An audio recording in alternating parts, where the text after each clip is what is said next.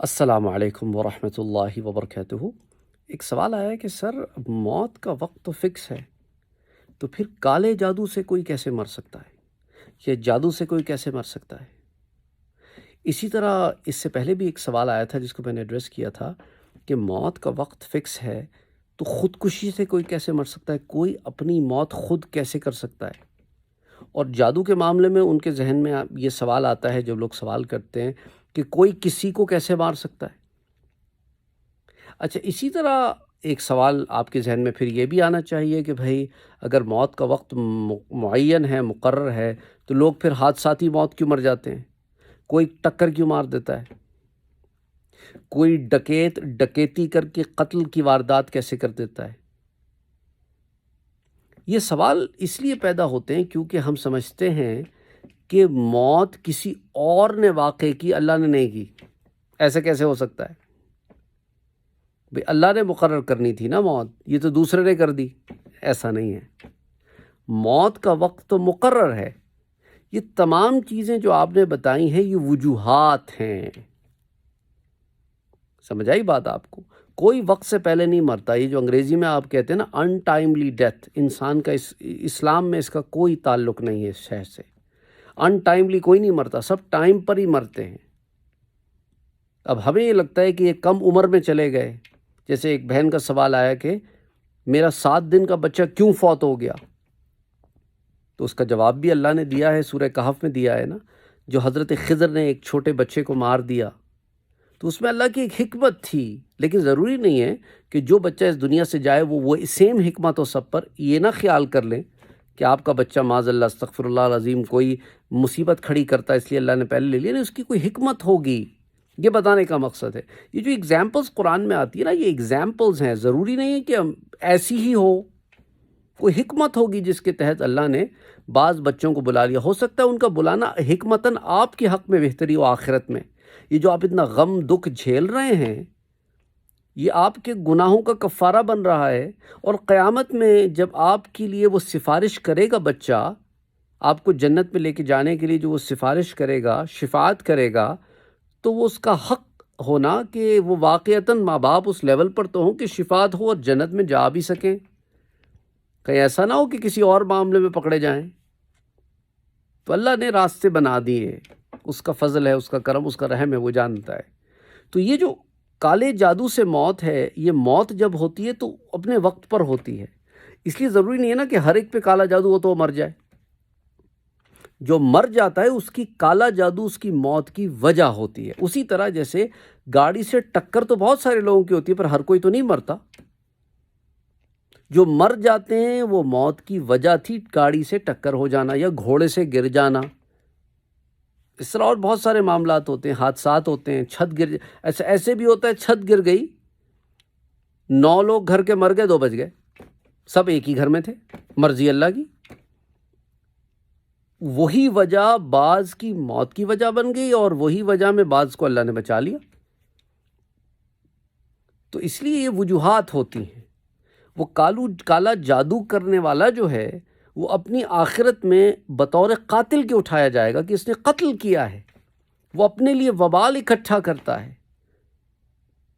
تو وہ تو اپنی آخرت اپنے ہاتھ سے خراب کر رہا ہے نا اپنے اعمال بد کی وجہ سے۔ اسی طرح جیسا کہ ایک ڈکیت کسی کو قتل کر دیتا ہے، کوئی چور کسی کو مار دیتا ہے، تو اپنے لیے آخرت، اچھا جو مر گیا وہ تو مظلوم ہے، اور جو مظلوم مر جائے وہ شہید حکمی میں کے زمرے میں آ گیا۔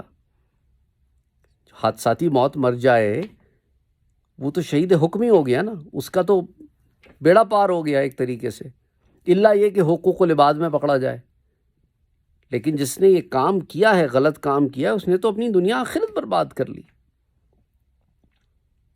تو اس لیے جادو وجہ بن گئی۔ اب جو لوگ خودکشی کرتے ہیں، اس پر بھی میں نے آپ کو بڑی تفصیل سے ایک درس دیا ہے اور حدیثوں کو ایکسپلین کیا ہے، وہ درس دیکھیں۔ لیکن چھوٹی سی موٹی سی بات بتا دوں، وہ اس کے مرنے کی وجہ بنتی ہے، اور وہ جو سزا دیا جاتا ہے جو شخص خودکشی کرنے والا، وہ اس وجہ سے دیا جاتا ہے کیونکہ اس نے وہ وجہ خود پروڈیوس کی۔ سمجھ آئی بات آپ کو؟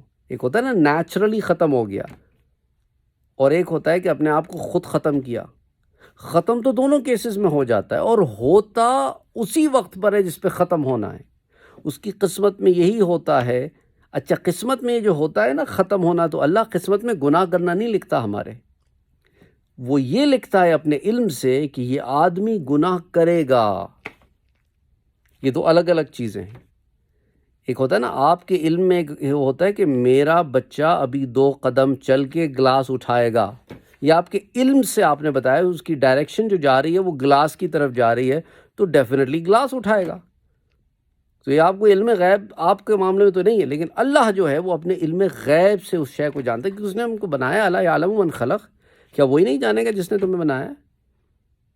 وہ اپنے علم غیب سے کہ اس بندے میں یہ کیپیسٹی، یہ کیپیبلٹیز ہیں، اس کو اس سچویشن میں وہ یہ ڈیسیجن لے گا. اس نے اپنے علم غیب سے اس کو لکھا ہے کہ یہ بندہ یہاں پہنچ کر یہ کام کرے گا، اور اس کا اپنا ذاتی فعل ہوگا ہوش و حواس میں. جو ہوش و حواس میں نہیں ہوتا اس کا معاملہ جدا ہے. سمجھ آئی آپ کو بات؟ اس کی تفصیل سے نا، وہ ساغر کا جو سوسائڈ کیس ہوا تھا 2 سال پہلے، اس میں نے بڑی تفصیل سے اس کے اوپر بات کی ہے. You can watch that, suicide والا جو معاملہ. لیکن بتانے کی یہ کوشش کر رہا ہوں میں آپ کو کہ آپ وجوہات کو سمجھ رہے ہیں کہ یہ اصل ہے. یہ اصل نہیں ہے، وہ وجہ ہے، جس کو ہندی میں آپ کیا کہتے ہو، کارن یا کارن، جو بھی ہے. مجھے ہندی اتنی اچھی نہیں آتی، پاکستان میں ہندی بولی نہیں جاتی.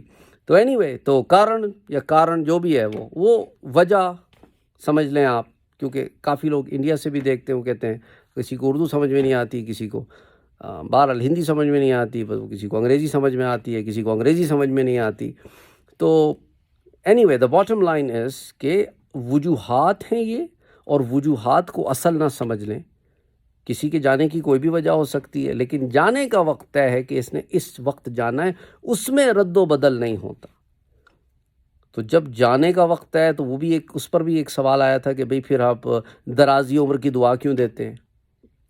درازی عمر کی دعا کا بھی یہی ہے کہ اللہ سبحانہ و تعالیٰ نے یہ بھی قسمت میں لکھا ہوتا ہے، اس کی عمر 70 سال ہوگی اور یہ نیک کام کرے گا، اس کو عمر درازی کی دعا ملے گی، اور 80 سال اس کی عمر ہو جائے گی.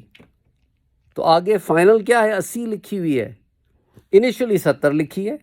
فرشتے کو بھی خبر نہیں، کیونکہ فرشتوں کو تھوڑی پتہ ہے کس کی کب روح قبض کرنی ہے. وہ جو حکم ہوتا ہے تو تب وہ آتے ہیں اور روح قبض کرتے ہیں، ورنہ انہیں تو علم نہیں کہ کس کی کب روح قبض کرنی ہے، کہاں قبض کرنی ہے، یہ بھی انہیں پتہ نہیں ہوتا. جب قبض کرنی ہو تب انہیں حکم دیتا ہے کہ فلاں جگہ جاؤ، اس کی روح قبض کرو. تو آئی ہوپ میں نے کئی چیزیں again I try to answer many things یہاں پر. تو I hope that answers your question. اور اللہ سبحانہ و تعالی ہمیں وبال سمیٹنے سے بچائے. یہ جو لوگوں کے ساتھ برا کرتے ہیں، یہ اپنی دنیا اور آخرت خراب کر کے وبال سمیٹنے والے ہیں. السلام علیکم ورحمۃ اللہ وبرکاتہ.